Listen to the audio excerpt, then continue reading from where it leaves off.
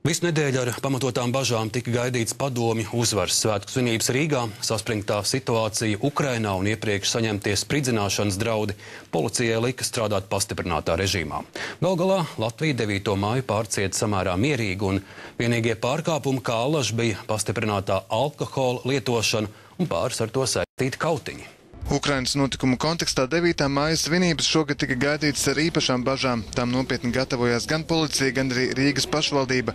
Tā nedēļas vidū aizliedza biedrības Roģina plānoto Krievu maršu. Biedrība šo lēmumu pārsūdzēja tiesā, taču tiesa bija Rīgas domas pusē.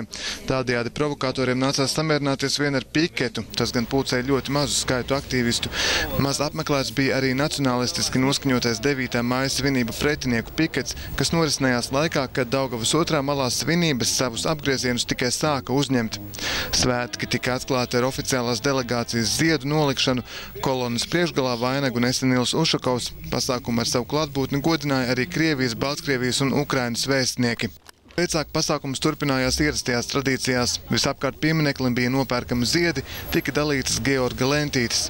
Kā veids ar tirzniecību šodien? Nu tā, nevisai šodien. Pagājušajā gadā bija labāk. Pica ir tādi nabadzīgi nāk.